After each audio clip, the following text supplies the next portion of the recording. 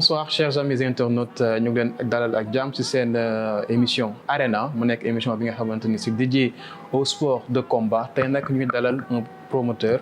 du nom de Makan Mbengue ñu gën ko xam ci le PDG de Gaston Production le fils du Don King ñu koy dalal suñu émission bi muy la deuxième fois parce que si vous vous rappelez bien jotoon nañ ko dalal suñu émission yële weesu Makan déjà ñu ngi lay nuyu. waaw Moussa maa ngi lay nuyu bu baax di nuyu sa équipe di nuyu l'équipe de You Sport di leen jaar bu wér a wér di seetaan di nuyu aussi ñëpp ñu ñuy seetaan donc di leen jox rendez-vous sous peu avec des questions. waaw tey moom duñ la may dara am Makan. Mbadou waaw parce que suñu première émission moom c'était trop tendre voilà déjà yaa ngi jóge ci journée bu am solo mu nekkoon journée du 4 avril. entre Ada Fass ak Lac de Guiers 2. déjà ban bilan global ngay tiré au sortir de cette journée du 4 avril. waaw bon on peut dire que jóge nañ ci 4 avril. mu nekkoon fête de l'indépendance. Donc il fallait marquer aussi le coup, c'est-à-dire ñu amoon suñu fête nationale, suñu fête de l'indépendance, doon fêter 65 ans d'indépendance. Donc je pense que nit ñi doon nañ xaar combat bi bu baax a baax parce que coow li bëri woon na avant combat bi ba nii sax nii yaa gars yi ngi ci wax ba léegi ba à la face il paraît que dugal na sax recours. Donc gars yi coow li jeexagul. Donc on doit faire le dernier face à face du yàgg xam naa d'ici quelques jours. pour mën a boucler suñu contrat ak ñoom. Et puis ça s'est bien passé ça s'est bien passé on va dire que stade bi bon benn côté bi nu mu waroon mel na ko beneen côté bi dese naa mel nu mu waroon mel je ne m'attendais pas à ça mais bon lépp rek lu am rek dañ koy sant yàlla quand même. pour yow lu waral loolu lan moo waral. waaw bon ci wàllu mobilisation on n'a pas vu en tout cas une grande mobilisation. waaw géejawaay nag géejawaay dañu war a jox bopp peut-être ku ñuy wax Lac de Guiers. parce que ku am champion bu mel ni Lac de Guiers ba pare joxuñu ko bopp aussi ça war nañ ko xoolaat. parce que quand même war na toll foo xamante ni war na drainer ful. bon maintenant ci kan la ci moom la ci waa Guédiawaye la loolu bon je ne sais pas. mais daal am na loo xamante ni soo amee mbër bu champion boo xam ne benn yoon rek la mës a dégg muñal. te loolu soo ko amee ci mbër bu ñu war a jàppale la. bon maintenant nag reste à voir biir Guédiawaye qu'est-ce qui se passe ba Lac de Guiers ak waa Guédiawaye demee noonu. te malgré ça dañuy gis ne Gaston Production en tout cas fait partie des structures yi gën a tëgg à chaque fois. Lac de Guiers 2 lan moo waral à chaque fois. Lac de Guiers c'est un élément boo xamante ni Père Gaston moo ko génne. bon il a jamais été comme ça quand même. bu muy soog a door ci claf bi drainer de la foule gars yi joxoon ko bopp il faisait partie des leaders des très grands champions on peut dire kenn daanu ko woon mu jël claf bi à l'époque donc produit boo xamante ni la produit yu ci bëri sax presque Gaston Production moo leen génne. mais bon si on a l'occasion rek de tëggal kenn koo xamante ni produit Gaston Production la pourquoi pas ñu def ko mais maintenant comme li may wax rek reste à voir nag jàppale bi. voilà waa Guédiawaye nañ ko jàppale. defe naa moo gën a rafet suñu amee champion bu mel noonu. à t'entendre parler peut-être que je sais pas à vous de nous dire peut-être financièrement. non financièrement moom. production peut-être que génn ci journée bi. non pas du tout pas du tout. on avait 22 000 places yi nga xamante ni moo disponible ci arène. effectivement mais pour cette fois avec les nouvelles mesures. dañu limiter en tout cas la jauge à 20 000. à 20 000 c'est ça. nga gis également stade bi mu mel jour boobu noonu est-ce que financièrement Gaston Production génn na. non c'était une journée boo xamante ni mën nañu wax alhamdulilah vraiment. mën nañu wax alhamdulilah et heureusement que y a eu des sponsors. parce que soo ci amuloon sponsor moom kenn waxatu ko. c'est vrai donc les dégâts se sont limités merci quand même aux sponsors ñuy jàppale Gaston Production. au passage ñu ci ma leen di nuyu waa Nixbet wala le groupe Sénico King Café donc nekk des sponsors de Gaston Production ku ci mel ni Uba. le restaurant Le Calom donc yooyu dañ leen di sant bu baax a baax ba pare ñuy woo ñeneen ñi quand même parce que lamb comme ni ñu ko waxee rek dafa metti su dee nit ñi dañ koy focaliser kase ci wàllum billet. waaw loolu moom catastrophe lay doon. comme lamb 4 avril bu mel nii bii passé nga dépensé ci des centaines de millions soo amuloon sponsor ngay yaakaar ci billets yi kase su boobaa moom mooy loolu doo ci rëcc donc ñu ngi woo continuer di woo les sponsors ñu jàppale la lutte sénégalaise justement surtout état bi d'ailleurs état bi war nañ mën a ñëw jàppale lamb ji parce que nous sommes des opérateurs économiques quand même di participer quand même ci économie dëkk bi ci di employer ay jeunes yoo xamante ni ndeysaan suñu lu dul woon làmb ña ngay ca leneen def leneen donc jeunesse boobu ñu cadrer leen ba pare en même temps mu nekk suñu culture donc war nañ cee mën a woo état bi mu xoolaat làmb tuuti mu jàppale leen il y a des sociétés yoo xamante ni c'est des sociétés de l'État ñu participer au moins ci communication bi ci wàllum lutte. Justement on a parlé tantôt de li nga xamante ne mooy mesures yi est-ce que yow da ngay ànd ci en tout cas jauge bi ñu limité à 20 000 places parce que wax nga ko léegi peut-être que billetterie yaakaaroon ngeen di ngeen ci gën a génn bu doon sponsor yi comme ni nga ko waxee peut-être que lambaay dina ñaaw est-ce que da ngay d'accord ci mesures yi nga xamante ne nii mais plus spécifiquement ci limitation de la jauge à 20 000 places. Oui ñun vraiment pour dire vrai on a toujours limité les billets ci stade bi lu mu laaj parce que soo xoolee aussi pour Gaston Production. waaw je parle pour Gaston Production su ma nee je parle pour Gaston Production mooy soo gisee stade bi nee nañ 22 000 places la ñu bañ a dem Oltré parce que on sait jamais dans la vie mën nga def plus de billets xam nga on sait jamais ay fissures am dara su amoon benn catastrophe ñu ni bon c'est parce qu'il n'a pas respecté la limite su boobaa après Gaston Production la ñu wax te bëgguma lu saltel turu Gaston Production donc li ñu décidé ak état bi bon c'est très normal bon ñu limiter déjà les places plus dinañ ñëw ci heure yi xam naa limiter places yi rek soo nee 20 000 places il y a toujours des entrées yoo xamante ni ñooñu fay par exemple des fois mu am ay surplus de lutteurs des fois mu am des invités des fois il y a tout cela à prendre en compte moo tax ñu bàyyi au moins benn genre 2000 personnes yoo xamante ni duñ mat sax 2000 mais ñu bàyyi benn 2000 d'espace boo xamante ni bon on a parlé avec le ministère des sports comme quoi ni que dañ koy limiter à ce nombre là ñu respecter ko ce sont nos autorités quand même donc s'ils décident certaines choses c'est pas pour peut-être yàqal mais c'est pour bien faire bon ñun nag si on est conscient dañuy accepter et puis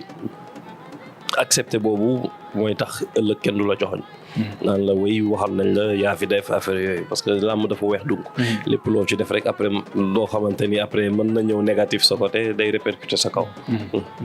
au-delà de ça ce journée 4 avril nekkoon journée test parce que dañoo tëjoon làmb ji pendant presque 1 mois ñu am le premier gala post en tout cas fermeture de l'arène nekkoon Ada Fass ak Lac de Guiers 2 ñu gis ne combat bi dafa gaaw a jeex avant sax 18h30 combat bi jeex na ñëpp ñibbi na ci jàmm certes mais entre autres gis nañ promoteurs yu bëri ak certains acteurs de la lutte ñu fustiger en tout cas horaires yi ñu bees yu ñu génnee yow en tant que PDG de Gaston Production da ngay ànd ci loolu wala am na tey jii yeneen solution wala sax suggestion yoo xamante ni da nga koy génne à l'endroit du ministère des Sports. Bon c'était un test boo xam ni jaar na ci Gaston Production nga xam ni c'est des professionnels ëpp expérience ci lamb heureusement d'ailleurs mu tombé ci Gaston Production. Pourquoi heureusement? Bon je dis heureusement parce que am na nu mu doon demee mu tombé xëy na ci beneen structure débordement am après gars yi delluwaat ci seen décision te su boobaa làmb la ñuy yàqal donc heureusement mu tombé ci Gaston Production nga xam ni que respecté na lépp lu ñu waxoon ci décision yi et puis nous dañu bëggoon wane beneen facette c'est-à-dire mënoon nañu wane ni que làmb mën naa jeex ci 2 heures de temps du ma wax heure bu muy commencer ak heure bu muy jeex mais ci 2 heures de temps lamb bi mor na mën a jeex et c'est ce qu'on a fait en moins de 2 heures lamb bi jeexoon na donc c'était ça loolu lañ bëggoon wane en quelque sorte c'était le défi en fait c'était le défi donc genre commencé woon 17 heures ñun avant 19 heures pare woon nañ certes commencé na 16 heures avant 18h30 pare na donc mooy li ma wax rek am na loo xamante ni xam nañ ni mooy yàqal moo doon guddeel affaire yi xëy na mbër yi cumukaay yi am na lu bëri lu doon xew ci géew bi xew fa woon donc on a su repérer la moo doon yàq guddiwaayu làmb ci léegi nag xam nañ ko maintenant il faut juste s'adapter teel a wax di wax les supporters ñuy teel a ñëw c'est-à-dire ñu xam ne que heure bi léegi changé na. léegi 16h la ñuy siffler premier combat donc ku doon xaar peut-être ba 16h soog a jógee sa kër léegi mën na nekk contraire bi léegi au moins 14h30 15h war ngaa mën a commencer def le déplacement pour arrêt à l'arène nationale. Lamb dafa war a am heure bu muy commencer ak heure bu muy jeex comme tous les sports lamb rek lañ doon gis. muy commencer yenn heure yi doo xam ban heure lay jeex maintenant tout ça c'est réglé. te loolu mën nañu may beneen chance ku ci mel ni benn chaîne wala benn télé xam nga léegi mu xam ni que léegi làmb am na heure donc mu war na mën a ñëw gis promoteur bi ne bon maintenant je m'intéresse parce que léegi comme xam nañ heure bi war nañ mën a jënd combat bi tagal ko nit ñi wala genre demee noonu ku ci mel ni Canal Plus pourquoi pas ku ci mel ni Wii Sport pourquoi pas ngeen am seen chaîne ngeen tegal ko nit ñi à une heure boo xamante ni jour boobu heure boobu lañ ko war a kii lenn rek lay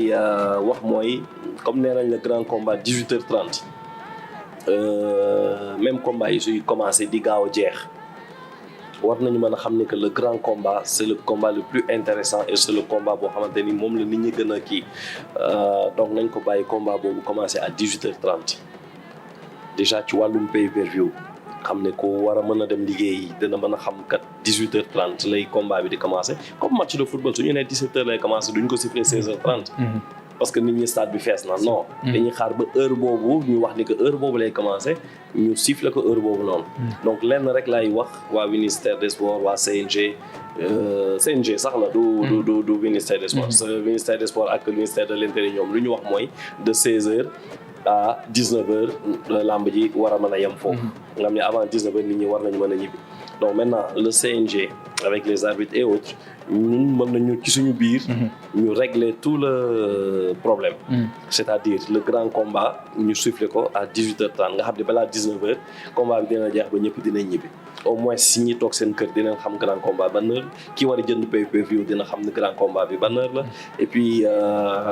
lamb bi ji du gaaw a jeex lépp lu ñu bëgg def muy manifestation wala cafka lamb ji faral di am touche yi neex yi charme bi ñu wane suñu culture parce que aussi lamb suñu nee lamb rek ne culture am na lu bëri loo xamante ni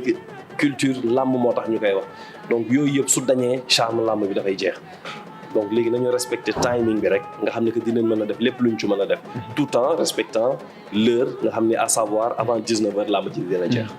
mais bu dee les combats préliminaires est-ce que dañ ko war a en tout cas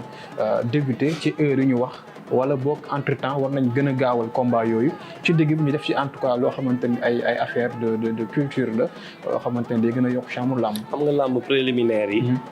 bu ci nekk daanaka maximum 10 minutes lay durer. donc combat yi soo xoolee à 80% suñu siffler rek arbitre bi moins de 5 minutes combat yi jeex à 80%. donc c'est très rare ngay gis ñu dem mi-temps prolongation affaire yooyu donc temps yooyu heure yooyu wala minutes yooyu. man suñ ko ci génnee rek lamb ji day gaaw a jeex. donc am na luñ koy téyee ba nga xam ni ndaw rabbin bi ñu ne ko heure bii la war a commencer simbo bi ñu ne ko heure bii la war a commencer touche bi ñu ne ko heure bii la war a commencer am na luñ koy tegee ba organiser ko vraiment ci yoon dina jaar yoon. ba lépp lu ñu bëgg seetaan mais dafa mel ni loolu moo jafe quand même Makan teg ko ci temps comme ni ñu koy waxee. on a su le faire le 4 avril. on a respecté les heures. et on a respecté aussi. sauf que le grand combat bi muy débuté en tout cas 18h30 jotul. exactement c'est parce que mooy li ma la wax c'est parce que arbitre yi dañ doon enchaîner combat yi dañ doon enchaîner combat. premier combat bi soo xoolee les 2 premiers combats bëri nañ ko ci 5 minutes. donc moo tax et puis la suite soo xoolee combat bi ci nekk ay 2 minutes 3 minutes 2 minutes 3 minutes ci lañ doon durer. donc arbitre bi combat bu jeex rek mu woo beneen kii donc loolu moo tax. ñu combat bi jeex à 18h et quelques. maintenant suñu respecté woon les heures de combat peut-être les 5 premiers combats sax mën nañu enchaîner puis après ñu jël battement stand by xam nga ñu mën a léegi nag gérer les 5 derniers combats ci timing bu ñu wax ba nga xam ni que à 18h30 dinañ mën a bëre le grand combat nga xam ni lépp luñ ci bëgg def ci show dinañ ko mën a def ci biir voilà macha allah di leen rappeler ne Makan Mbengue la ñu invité tey mu nekk le PDG de Gaston Production Makan day ñëw seen combat sa prochaine journée muy diggante Reug Reug ak ki nga xamante ni moom mooy Boy Niang numéro 2 ngeen tenir benn face to face il y a pas longtemps combat bi di rappelé nañ ko njëkkoon jàpp le 1er janvier malheureusement ñu fomm ko yóbbu ko le 29 janvier mais le 29 juin mais entre temps gisoon nañ ni Reug Reug dafa bañoon na du bëre ndax dafa jàppoon ne 3 mois yi en tout cas Boy Niang toogoon te blessé woon ko mën na ci jël beneen combat naka ngeen def ba convaincre Reug Reug ak son camp ñi nga xam ne dañoo waxoon ne ñett duñ bëri le 29 juin comment Gaston a su faire pour en tout cas ramener Reug Reug à la raison sachant que en tout cas moom moo amoon un petit peu raison ci côté boobu parce que le règlement lui permettait en tout cas de ne pas lutter ce 29 juin. Bon d'abord avant le 29 il y a un combat le 4 mai muy combat rattrapage Modou Anta Prince parce que soo xoolee le 23 février bi passé ci la mesure bi dafa tombé woon ak mesure yi parce que ñi ngi arrêté woon sécurité publique ñu ngi ko arrêté woon à partir du 17 ou 18 février si je me trompe pas donc loolu ñu mujj ko pousse parce que deuxième journée classe bi ci la bokk le CNG bon heureusement jox nañu date pour le 4 mai donc foofu lañ koy defee muy Modou Anta ak Prince pour le 4 mai plus deuxième journée classe bi pour répondre à ta question Reug Reug Boy Niang c'était prévu pour le 1er janvier 2025 donc Boy Niang am ci blessure donc mu dugal médical après mu dem faju ñëwaat tane na léegi bu ñu ñëwaatee déwal dugal guérison plutôt ñu war a programmer date bi mais ñun soo xoolee Gaston Production nu muy liggéeyee mooy ay journée clap su ci bokkee rek dañuy anticiper pour les demandes de date donc on avait demandé des dates et notre date c'était le 29 juin 4 mai bi sax amuñu ko woon donc cas de force majeure moo tax CNG jox ñu 4 mai bi pour ñu mën a rattraper journée claf bi perte ak journée Modou Anta donc ñu am suñu 29 juin moo tax ñu ni le 29 juin lañ koy jàpp certes il y avait 17 peut-être 20 jours maximum de jours yoo xamante ni suñu xoolee texte yi comme ni nga ko waxee day dépassé donc quand Reug Reug xëy na fa la ñu sukkandiku woon pour wax ni que ci 3 mois yi lañ bëgg bëre mais pour ne pas aller au fond on peut dire aussi que le CNG du 17 février plutôt au 1er avril CNG dafa tëj pour un arrêt boo xamante ni ça venait du ministère de l'Intérieur donc journée yooyu noonu yegguñu foofu heureusement mais suñu doon xool palabre bi day bëri mais bon Gaston Production aussi dans sa diplomatie et dans son professionnalisme ñu toog ñu waxtaan avec le camp de Reug Reug ñu waxtaan bu juboo ñu ne leen kat ñun date bi la ñu am donc il faut que ñu revenir à de meilleurs sentiments ñu bëree ci date bi Gaston Production bëgg et puis ñu accepté ko volontiers ñu signé ñoom lu ñu bëggoon rek mooy toog ak Gaston Production toog nañu waxtaan nañu juboo nañu maintenant le combat est régularisé au 29 juin. da ngeen ko yokkal xaalis wala. non waxtaan rek mu nangu noonu. ah mais ay frères lañu. loolu yombul Makan ay frères lañu am na loo xamante ni daal suñu toogee waxtaan. Reug Reug déjà bi ma koy jox avance rek. dëgg combat bi taxawagul c'est que peut-être il avait besoin des sous pour aller préparer son combat MMA ci la nekkee champion du monde actuellement donc ci loolu xam nga xalaatuñu naan ay non soo amul adversaire du ma la jox ak affaire yooyu donc am na yoo xamante ni soo demee ba waxtaan ak ñoom ba ne leen kat lii kat nii la fi demee te su ngeen xoolee Gaston Production yóbbu na leen fii Abidjan ngeen def seen face to face juste pour neexal combat bi affaire yooyu donc du erreur u Gaston Production ba nga xamante ni war naa mën a tax ñuy parax te am na combat bu toll noonu donc parax Reug Reug Boy Niang c'est un des combats yoo xamante ni da nga cee war a liggéey ko quoi jël sa temps xam nga saliver amateurs yi et puis la preuve dimanche dernier gis ngeen bu ñu toogee face to face ba heure bi may wax ak yow nit ñi ñu ngi koy waxtaanee donc alhamdulilah mais dañu gis quand même que loolu lu muy xaw a dal Gaston Production commencé na bëri moo ay problème ci biir làmb dangay gis le cas de Thiatou Yarakh ak Doudou Sané mu nekkoon CLAF ba nga gis affaire Reug Reug bi ak Boy Niang gis également affaire Modou Anta ak Prince à chaque fois loolu dafay commencé répété wu en fait xam nga ci Gaston Production lan moo waral loolu tombé mooy waral ay est-ce que Gaston est trop entre guillemets gentil wala Gaston n'est pas assez strict non au contraire xam nga làmb dafa bëri ay seytaane wala ay ñoo xamante ne dañuy bëgg di yàq tudd nga ko c'est le cas de Thiatou Yarakh doo nekk yor sa contrat yu leer nañ après bon benn camp jóge fële di ko jéem a soutenir di jaay seytaane comme ni ma ko mënee wax pour bëgg ko yàqal carrière am la preuve jour boobu ñëw na bëri na su ma nekkul woon ci dëgg du ñëw bëri Prince Modou Anta ce qu'on voulait mooy dugal ko ci journée 4 avril bi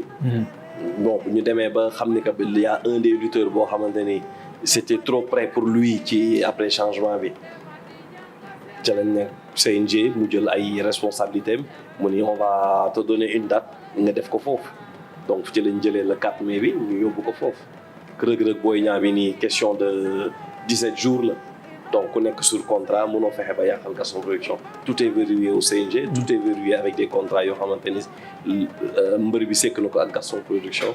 donc foofu la ñuy wanee su quand même suñu professionnalisme parce que yooyu yëpp su amul woon dara du ci aboutir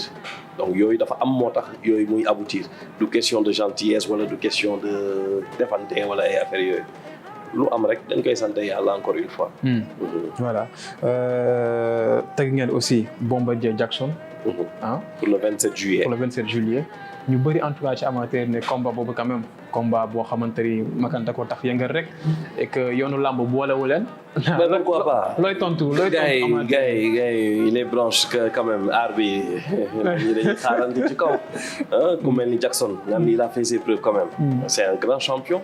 Bombardier c'est un très grand champion donc combat boobu su ko Bombardier nangoo may chance Jackson mais dañu naan alhamdulilah rek Lac de Guiers mi ngi nii may na chance Ada Fass voilà donc Bombardier su mayee chance Jackson dañ koy accepter mooy li ma la wax ci làmb rek des fois mën ngaa tëgg benn affaire rek nit ñi commencé wax pour critiquer te loolu du fi jeex voilà le jour J di ngeen xam ni que ça c'est un très bon combat le 27 juillet incha allah di ngeen xam ni que Jackson Bombardier combat bu neex lay doon. voilà pour terminer dañuy ñëwaat un petit peu en arrière muy diggante Balla Gaye 2 ak Eumeu Sène tëggoon nga ko mu nekk pour une troisième fois ñu dem ba ci biir à quelques encablures du combat Balla Gaye am blessure suma juumul après nga génn def déclaration ne combat bi en tout cas safatul les amateurs te da ngay bàyyi affaire yi mu daanu. waaw comme j'avais dit rek. voilà c'était Père Gaston ndeysaan bu muy dund yàlla na ko yàlla yërëm xaaral ko àjjana. am na benn moment moo ma génnee ci làmb ji bàyyil mu sedd. donc bàyyil mu sedd boobu yëpp bon n'empêche dañu doon wax Eumeu Sène ma libéré nañ ko affaire à 2 reprises pour mu dem wuti beneen combat. Eumeu Sène mën nañu wax ni ki ci Gaston Production la bokk. donc xam na ni que dinañu amel benn combat. voilà justement foofu laa bëggoon ñëw. est-ce que toujours Eumeu Sène dana am combat. non Eumeu Sène su ma amoon adversaire su ma ko soxla woon nii ci diggante bi ak Tapha Tine ak Sa Thiès te mu ngi jëm si combat ak Franc. non loolu du problème man heure bu ma ko soxlaa ma utool ko adversaire maag moom suñu waxtaanee dinañ jubóo. voilà loolu juste mooy kii bi toog nañ déjà waxtaan nañu leeral nañ lépp. donc il a accepté j'ai accepté. donc le prochain peut-être saison prochaine su ñëwee incha allah fekk ma bëggal ko benn adversaire suñu waxtaanee dañuy jubóo. mais la sortie de son manager Landiang noo ko déggee pour que. Landiang peut-être loolu boo fekk na. boobu parce que xaalis bi ko joxoon nee na boobu. non boobu fekk na toogagul. utilisé na ko ba pare. xaalis peut-être que da ngeen koy dolliwaat xaalis. xaalis dañ koy liggéey doog a mën a bëreel Gaston Production. non Landiang instant boobu toogaguñu. ok et bi ñu toogee ba lépp leer. tout est revenu il était revenu à de meilleurs sentiments. d'accord parce que tamit ay millions quand même ay millions la. donc suñuy frère lañ muy Landiang muy Eumeu waxtaan nañu juboo nañu. voilà ba ci may remercier Eumeu Sène au passage ba ci trait bi ma sol jour 4 avril bi moom mu booleeg vraiment un adjudant ma koy nuyu au passage bu mu wax turam mais su dee yaa ngi may seetaan maa ngi lay nuyu di la remercier donc nga xam ni que foofu. mais boobu gars yi nee na nga doon nappaate de jour boobu noonu. non du nappee c'était juste pour marquer voilà rendre hommage à l'armée. Oui. Rendre hommage quand même à nos guerriers à nos jàmbaar. nga xam ni que lu nekk def nañ ko fi. yore suñu. sécurité xam nga duñu aar suñu dëkk. donc dañ leen di rendre hommage jour boo xamante ni ci lañ doon tëgg làmb le 4 avril. pour fêter l'indépendance c'était juste ça. À quand le prochain combat royal pour Gaston Production. pour fàttali yaa tëggoon Modou Lo ak Boy Niang le 1er janvier 2023 suma juumu 2024 voilà est-ce que vous êtes toujours dans les dispositions tëggaat mais bien sûr pourquoi pas yéen a ngi ci wala mën na nekk 2026 comme mën na nekk 2027 en tout cas Gaston Production est là pour bégal amateurs yi d'accord Makan maa ngi lay remercier merci beaucoup merci di la remercier bu baax di la remercier aussi ci déplacement bi merci donc di nuyu ñëpp di profiter di nuyu waa Gaston Production Abdoulahat ba samay technicien ci suuf ñoom ñëpp samay frères et sœurs di nuyu di jox rendez-vous gars yi le 4 mai ensuite le 29 juin ensuite le 27 juillet pour clôturer la saison ñu ñaan yàlla rek mu jàppale ñu ci liggéey bi jàppale ñëpp et puis ñuy ñaan jàmm ci suñu réew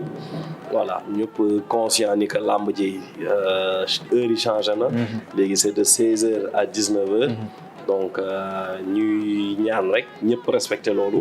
et puis ñu adapté wu quand même ci yenn décisions yi suñu sañoon du demee noonu